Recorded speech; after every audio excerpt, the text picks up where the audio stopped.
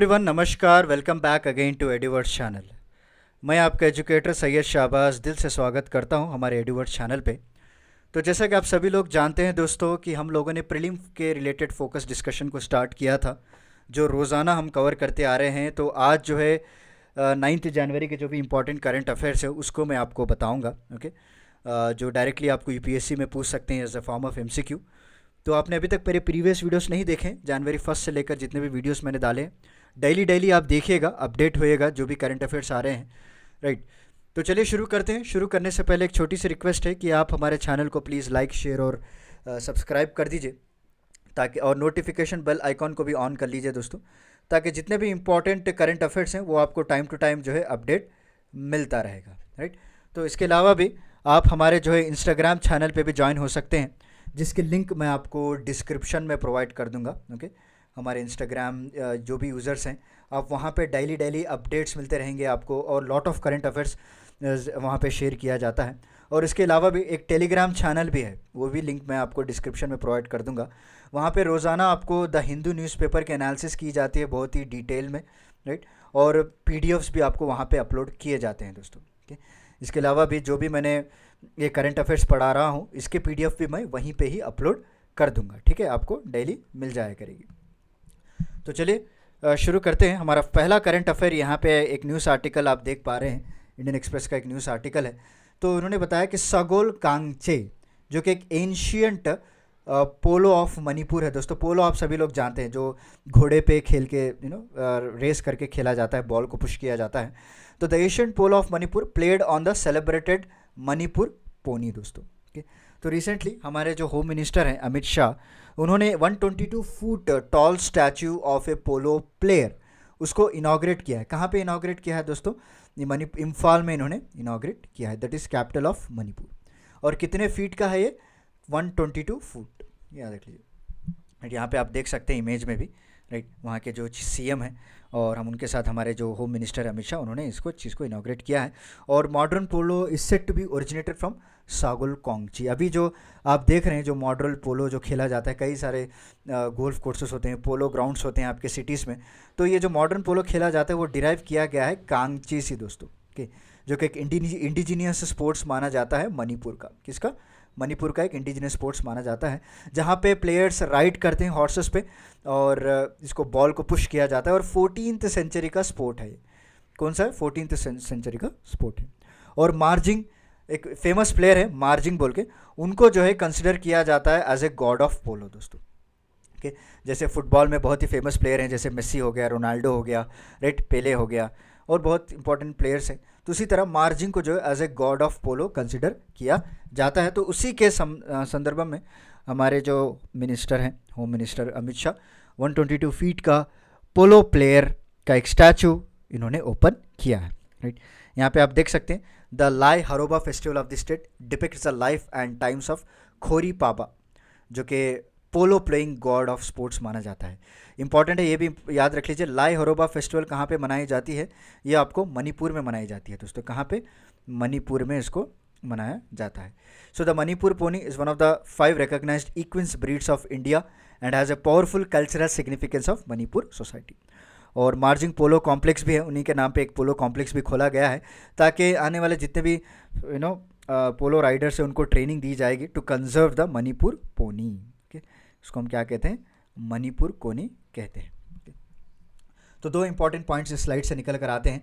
लाई Haraoba festival कहाँ पे मनाई जाती है, ये भी आपको पूछ सकता है एग्जाम में, मणिपुर में। राइट, और मार्जिंग पोलो कॉम्प्लेक्स बनाया गया है, जो कि मणिपुर पोनी को कंजर्व करने के लिए। और मणिपुर पोनी होता क्या है? हमारे इंडिया में 5 ऐसे रिकॉग्नाइज्ड इक्विन ब्रीड्स हैं, उसमें से एक आपको मणिपुर पोनी है दोस्तों। ठीक है, उसको कंजर्व करने के लिए इस कॉम्प्लेक्स को बनाया गया। तो नेक्स्ट है हमारा, reserve bank of India puts on hold NUE। तो NUE नथिंग बट क्या होता है? न्यू एम्ब्रेला एंटिटी कहते हैं हम इसको। क्या कहते हैं?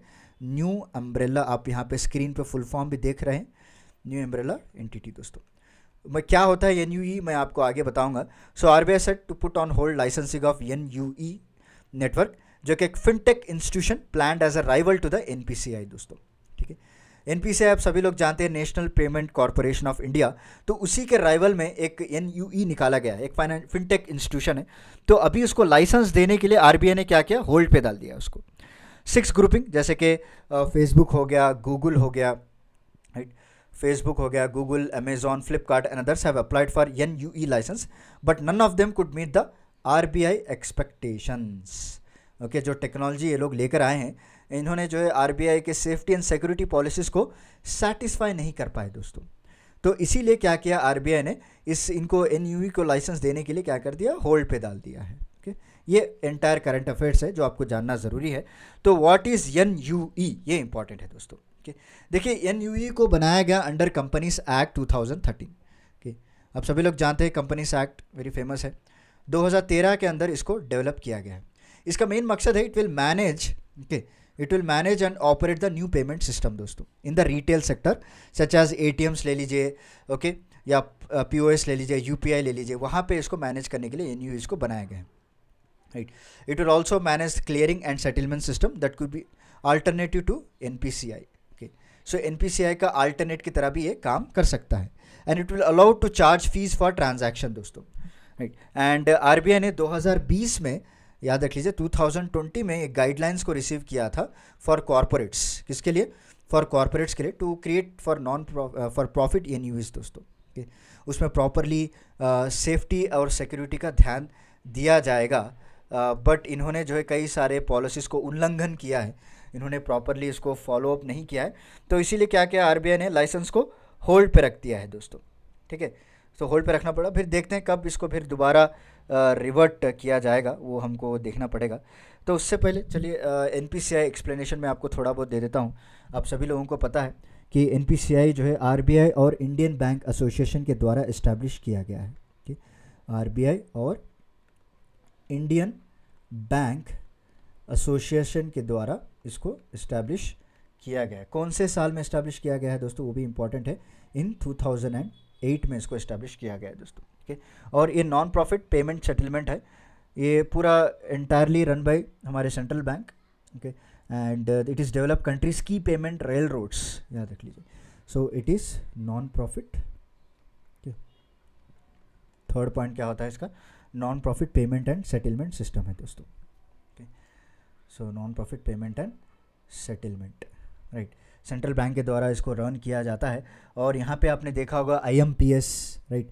सो आईएमपीएस आपने सुना होगा, उसके बाद आपने रुपे सुना होगा, राइट, रुपे कार्ड्स, एंड उसके बाद आपने एनएफएस सुना होगा, national financial systems, credited with powering direct benefit transfer, सारा कुछ इसी के ज़रिए से किया जाता है, एनपीसीआई के ज़रिए से किया जाता है। Okay, so this are the few important points जो मैं आपको बताना चाहता था। चलिए नेक्स्ट न्यूज़ देख लेते हैं। New dwarf boa found in Ecuadorian Amazon. Sorry, ये अमेजोन आपको नहीं दिखाई दे रहा होगा, ओवरलैप हो चुका है, इट्स अमेजोन दोस्तों। ठीक है, सो साइंटिस्ट हैव डिस्कवर्ड, इन्होंने एक चीज़ को, एक नई स्पीसीज़ को डिस्कवर किया है of dwarf boa in Ecuadorian Amazon दोस्तों, and named it after indigenous activist, याद रख लीजिए। ठीक है, एक इंडिजिनस एक्टिविस्ट के नाम पे इसको रखा गया है। और अप टू 20 सेंटीमीटर्स यहाँ पे देख सकते हैं, जो कि आप इमेज में भी देख पा रहे हैं, 7.8 इंचेस लॉन्ग होता है दोस्तों, with skin colouring similar to boa constrictor, जो कि प्रीवियसली एक अननोन स्नेक था, वॉज नेम ट्रोपिडोस, अभी इसको नाम रख दिया गया। The name honours early 20th century indigenous right activist Dolores Cacuango, and this species is unusual for having a vestigious pelvis characteristic of primitive snake दोस्तों। सो बहुत ही इंपॉर्टेंट है, तो आपको एग्जाम में पूछ सकता है कि नया जो डॉर्फ बोआ कहाँ पे पाया गया है, इक्वेड्रॉन अमेजोन में, या फिर कौन से एरिया में, हिमालयन में पाया गया, कहाँ पे पाया गया, ये पूछ सकते हैं। और इसका साइंटिफिक नेम याद रखना बहुत ही इंपॉर्टेंट है। ठीक है, चलिए नेक्स्ट है, नेक्स्ट इंपॉर्टेंट करंट अफेयर्स अगर आप बात देखेंगे तो इधर remote work help in saving jobs during covid. okay? जो रिमोट वर्क होते हैं, जो घर से काम किए जाते हैं, जो their help in saving jobs during कोविड-19। एक आईएलओ की रिपोर्ट है दोस्तों, आईएलओ का फुल फॉर्म सभी लोगों को पता है, इंटरनेशनल लेबर ऑर्गेनाइजेशन। उन्होंने जो है अपनी रिपोर्ट में पब्लिश किया कि किस तरह से जो रिमोट वर्क देने की वजह से कई सारे जॉब जो है बच चुके हैं। The article highlight the changes in the nature of work during the covid pandemic, it impact and suggestion, सब कुछ दिया हुआ है, मैं सब कुछ आपको बताऊंगा। तो इस रिपोर्ट का नाम है working time okay, and work life balance दोस्तों, working time and work life balance इसका अराउंड द वर्ल्ड, ये इसका टाइटल है, यहाँ पे आप स्क्रीन पे भी देख सकते हैं. So it has been release by International Labour Organization, the first ever ILO global report है दोस्तों, यहाँ देख लीजिए, पहली आईएलओ की ग्लोबल रिपोर्ट है जो ऑन वर्किंग टाइम फोकस किया गया, on actual number of hours of work, working time arrangement, उनके इम्प्लीकेशंस, सारा कुछ इसमें फोकस किया गया है. तो हाईलाइट्स ऑफ रिपोर्ट की बात करें तो इन्होंने पहले बार फ्लेक्सिबल वर्किंग आवर्स के बारे में बताया है, और शॉर्ट टाइम वर्क और वर्क शेयरिंग मेजर्स के बारे में भी इन्होंने बताया है. उसके बाद increased working hours in health care and pharmaceutical industries, और टेली वर्किंग किस तरह से कंट्रीब्यूट किया है to the pandemic response by reducing the social contact. Tele working जिसे हम कहते हैं, टेली वर्किंग में आपको कई तरह के पॉइंट्स आ जाते हैं, जैसे कि ऑनलाइन मीटिंग को हेल्ड करना, या फिर आप जो भी कॉन्फ्रेंसेस अटेंड करते हैं थ्रू ऑनलाइन, उसके ज़रिए से करना, तो माइक्रोसॉफ्ट टीम्स के ज़रिए से, सारा कुछ जो है किस तरह से सोशल कांटेक्ट हमारा रिड्यूस हो चुका है इन मीटिंग्स के ज़रिए से, वो उन्होंने हाईलाइट किया है. और मेन एक फिनोमिनन के बारे में बताया, ग्रेट रेजिग्नेशन फिनोमिनन.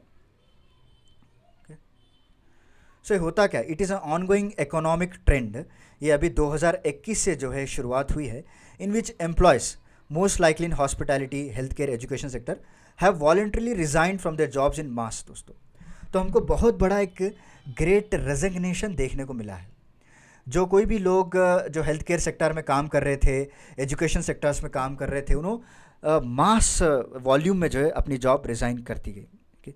यहाँ पे देखिए आप किस तरह से average hours of work per week by sex and economic factors की बात करें तो मेन आपको दिखेगा, दिस इज़ द टोटल, अगर आप देख रहे हैं this is the total part, this is the main part, और वुमेंस पार्ट, ये जो डॉट्स दिख रहे हैं this is the women's part दोस्तों. सो कितने आवर्स पर वीक काम किए हैं इन्होंने 2019 में जो कोविड-19 के दौरान, और कौन से सेक्टर्स में काम किया गया वो यहाँ पे आपको डिटेली दिया गया. जस्ट फॉर आइडिया मैंने आपके लिए इस ग्राफ को लेकर आया हूँ. चलिए इम्पैक्ट की बात करें, so inclusive short time work scheme with highest possible allowances हो गए. ठीक, क्या क्या इम्पैक्ट पड़े.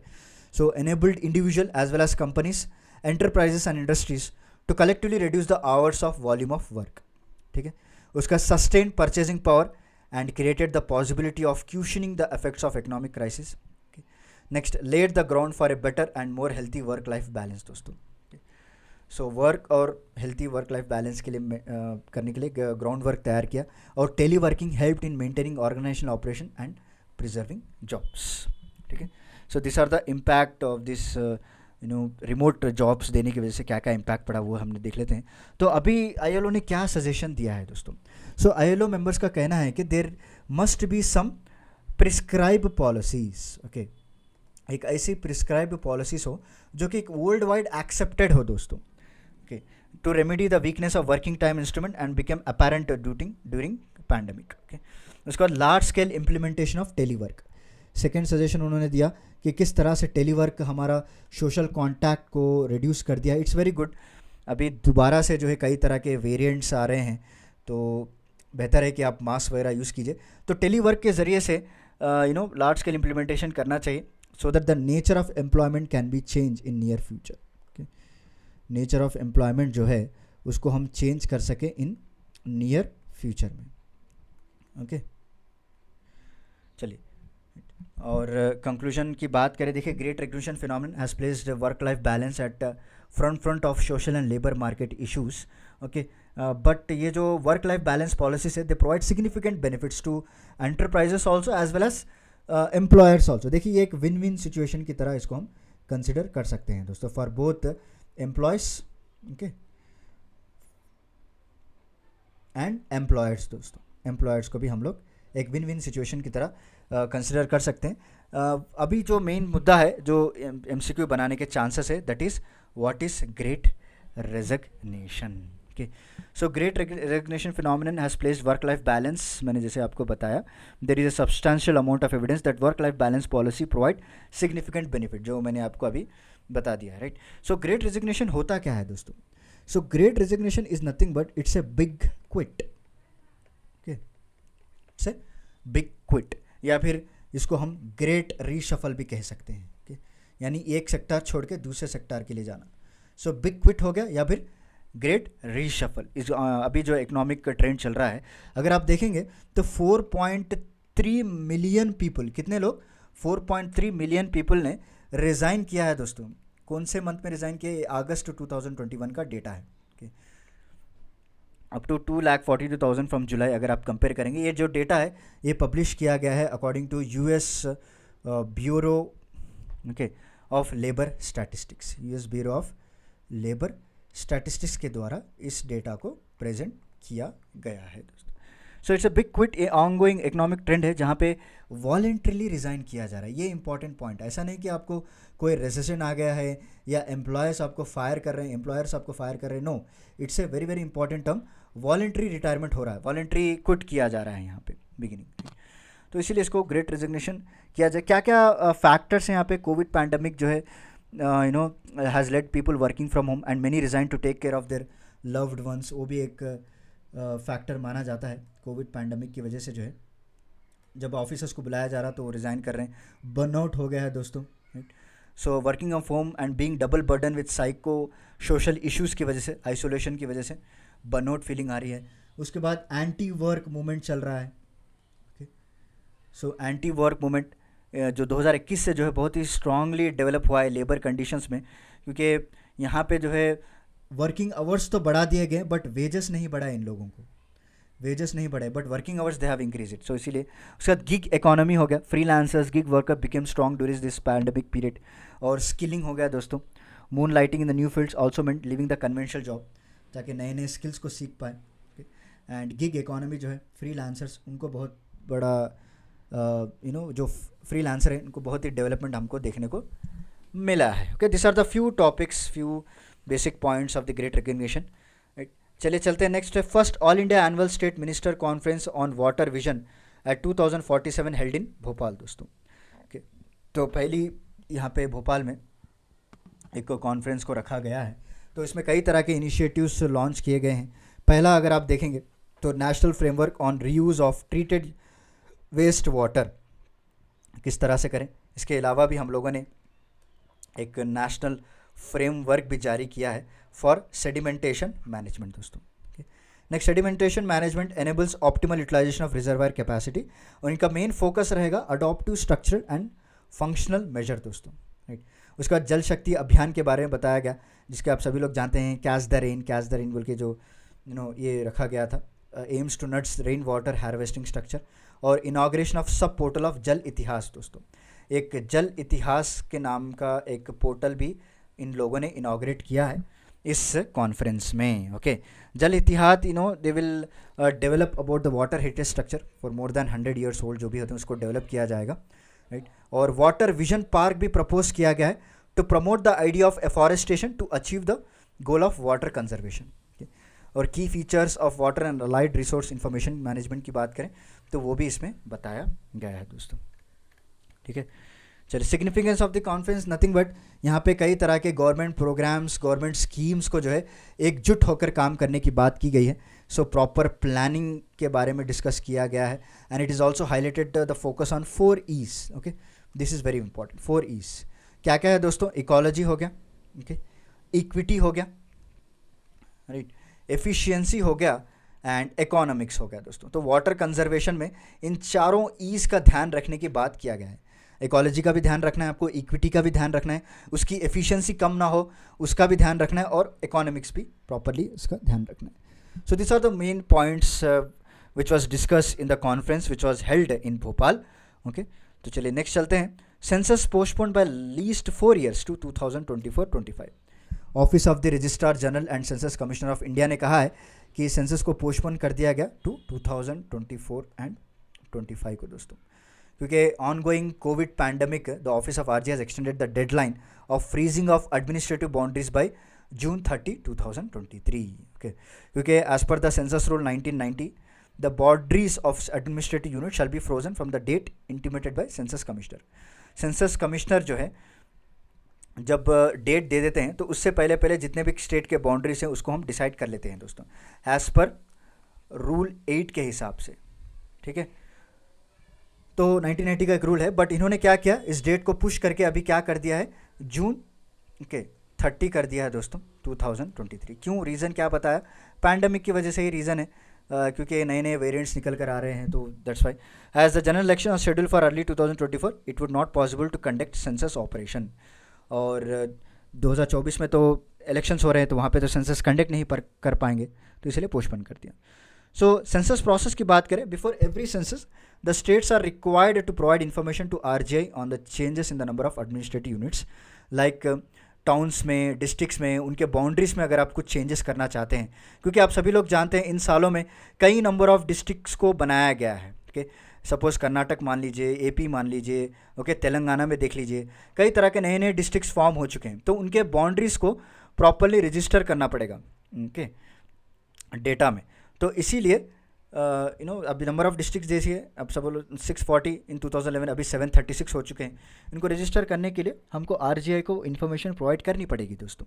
ओके, ये सेंसस प्रोसेस होता है और ये जो है 2 फेजेस में कैरी आउट किया जाता है। क्या क्या वो 2 फेजेस हैं, that is also very very important.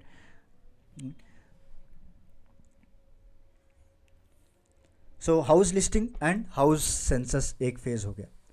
पहला फेज़ क्या हो गया दोस्तों, house listing okay and housing census, ये फेज़ नंबर 1 है। ठीक है, तो इस पे जो है एज पर रिसेंट अमेंडमेंट्स ये फेज़ आल्सो कैरीज एन विच एनपीआर जिसे हम कहते हैं नेशनल पॉपुलेशन रजिस्टर, इसमें कैरी आउट किया जाता है। उसके बाद दूसरा फेज़ की बात करें तो पॉपुलेशन एन्यूमरेशन कहते हैं हम इसको, क्या कहते हैं, population enumeration. Okay, so during this each person is enumerated और हर इंडिविजुअल का पर्टिकुलर एज, मैरिड है या नहीं है, वो सारा कुछ कैलकुलेट किया जाता है। ओके, उसकी एज हो गया, ओके, उसके बाद मैरिटल स्टेटस हो गए, राइट, और उसके अलावा भी अगर आप देखेंगे रिलीजन हो गया, ओके, ये सारा कुछ कैलकुलेट किया जाता है। तो पहला हुआ हाउस लिस्टिंग करते हैं दोस्तों। हाउसिंग सेंसस में बताया जाता है कितने नंबर ऑफ हाउसेस इंक्रीज़ हो चुके हैं एरिया में। ऑब्वियसली 10 साल का समय में बहुत चेंजेस होते हैं। उसके बाद पॉपुलेशन एन्यूमरेशन किया जाता है इंडिविजुअल के हिसाब से, उसकी एज, मैरिटल स्टेटस, रिलीजन के हिसाब से। चलिए नेक्स्ट टॉपिक है हमारा अनलॉफुल एक्टिविटीज़ प्रिवेंशन एक्ट 1967। तो रिसेंटली मिनिस्ट्री ऑफ होम अफेयर्स ने एक ग्रुप को बैन कर दिया है दोस्तों, People's Anti Fascist Front, okay, जिसे हम PAFF भी कहते हैं। Okay, so People's Anti Fascist Front की बात करें, ओके, तो इसको इन्होंने बैन कर दिया अंडर UAPA एक्ट 1967 दोस्तों। So it is considered as proxy output of the banned terror group Jaish e Ahmed Pakistan. And UAPA जो एक्ट है ये पावर देता है गवर्नमेंट को to declare any organization as unlawful organization. अगर गवर्नमेंट को लगे कि ये ऑर्गेनाइजेशन जो है कोई टेररिस्ट एक्टिविटीज़ कैरी आउट कर रही है, तो उसको बैन करने का पूरा अधिकार है किसको, इस अंडर UAPA गवर्नमेंट को दोस्तों। Okay, both Indian and foreign national can be charge under this act.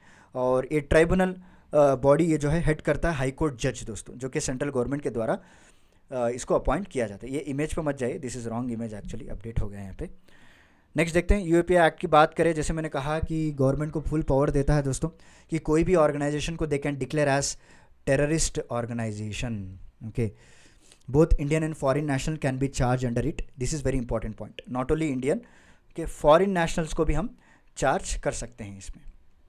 Okay, और central government to confirm ban on political organization based on evidence and analysis. ठीक है, चलिए नेक्स्ट है इंपॉर्टेंट न्यूज़ हमारे मोइरांग। तो recently क्या हुआ, हमारे यूनियन होम मिनिस्टर जो है अमित शाह जी, और उनको कोऑपरेशन मिनिस्टर भी एडिशनल चार्ज दिया है। ओके, तो उन्होंने क्या किया, they have inaugurated and laid the foundation stone of few development project at Moirang दोस्तों। ओके,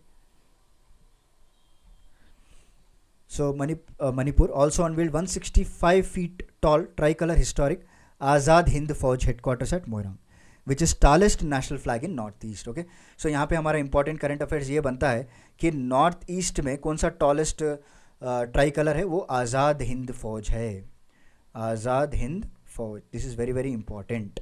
ओके, इसका हेडक्वार्टर कहाँ है दोस्तों, आपको मोइरांग में है। ओके, यहाँ पे नॉर्थ ईस्ट रीजन में सबसे टॉलेस्ट ट्राई कलर इनाग्रेट किया गया है वहाँ पे। और मोइरांग किसके अंडर आता है ये भी जान लीजिए, मणिपुर के अंडर आता है, क्योंकि मणिपुर के 2 न्यू सम्प्लेम पड़े।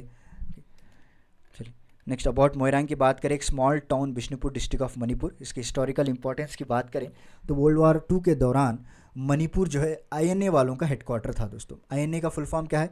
इंडियन नेशनल आर्मी वालों का हेडक्वार्टर था। एंड ट्राई कलर जो है पहली बार 1944 में यहाँ पे लहराया गया था दोस्तों।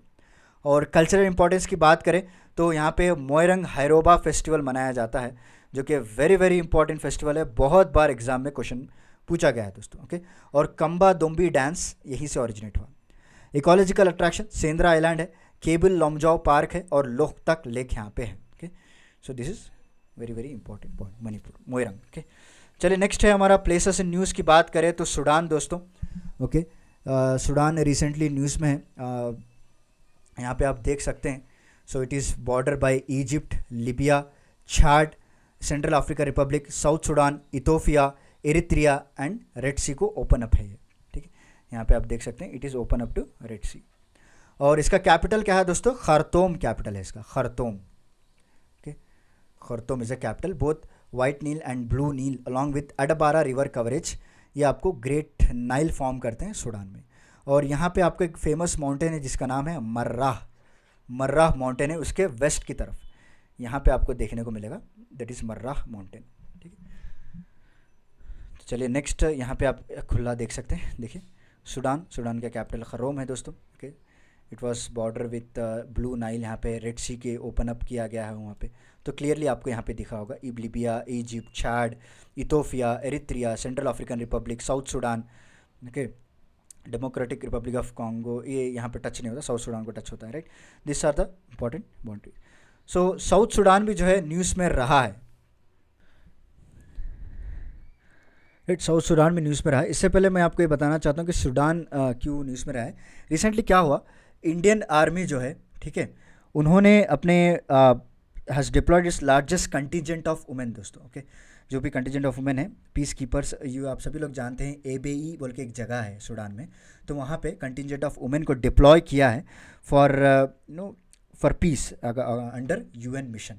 तो इसीलिए जो है सूडान न्यूज़ में रहा है। एंड एबीई जो है कंटेशियस रीजन है, वहाँ पे आपको oil rich near demarcation line which divides Sudan और साउथ सूडान के बीच में जो एक लाइन आप डिमार्केशन होते हैं, वहाँ पे एबीई का शहर बसा हुआ है। तो इसीलिए ये बहुत ही इंपॉर्टेंट है जोग्राफिकली, और वहाँ पे पीस मेंटेन करना बहुत ही इंपॉर्टेंट है। तो इसीलिए हमारे इंडियन आर्मी ने वहाँ पे कंटिजेंट ऑफ वुमेन को डिप्लॉय किया है, तो इसीलिए ये न्यूज़ में रहा है। Okay, this is the important point. और साउथ सूडान भी रहा है, तो इसीलिए इट्स ए लैंडलॉक कंट्री है, east Africa surrounded by Sudan. Okay, Sudan north side में है, इथोपिया है दोस्तों, डेमोक्रेटिक रिपब्लिक ऑफ कॉन्गो है, सेंट्रल रिपब्लिक ऑफ कॉन्गो है, राइट, उगांडा है, केनिया है, and जूबा, white Nile is a major river है यहाँ की, जूबा, यहाँ पे आप देख सकते हैं जूबा। सो यहाँ पे वाइट नाइल जिसे कहा जाता है। ब्लू नाइल आपको कहाँ पे है? ब्लू नाइल आपको सूडान में देखने को मिलेगी। It houses the famous Southern National Park and Boma National Park है वहाँ पे। देखिए this is the clear picture of Sudan. यहाँ पे आप देख सकते हैं Juma is a river, White Nile यहाँ पे जा रही है। देखिए this is a Khartoum capital of Sudan. Okay, और ब्लू लाइन है, देखो यहाँ पे ब्लू लाइन, अगर वाइट लाइन पूछे तो this is a white line from the right. So A B, this is a border location पे आपको यहाँ पे दिखेगा ए बी, इसीलिए ये दोनों कंट्रीज यहाँ पे इम्पॉर्टेंट है। ओके, तो इसके अलावा भी आपको लेक अल्बर्ट हो गया, कई तरह के लेक्स आपको, याम्बियो, राइट, बोमा, देखिए बोमा नेशनल पार्क यहाँ पे लोकेटेड है आपको, right, national park. So this is about today's lecture. उम्मीद है कि आपको आज का मेरा लेक्चर पसंद आया होगा। जितने भी इंपॉर्टेंट करंट अफेयर्स है मैंने सारा कुछ आपके साथ डिस्कस कर लिया है दोस्तों, राइट। जितने भी प्लेसेस इन न्यूज़ हो गया, और जो जो गवर्नमेंट की तरफ से स्कीम्स लॉन्च हुए, कॉन्फ्रेंसेस हमने डिस्कस किए, राइट, और जो जो इनाग्रेशन हुआ वो भी हमने आपको बता दिया है। इंपॉर्टेंट फेस्टिवल्स के बारे में मैंने बताया, मोइरांग हैरोबा फेस्टिवल, राइट, कहाँ पे होती है? मणिपुर पे होती है। तो चलिए मिलता हूँ मैं आपको अगले लेक्चर में कुछ इंटरेस्टिंग टॉपिक के साथ। तब तक के लिए धन्यवाद दोस्तों, take care, stay safe and stay healthy, thank you so much.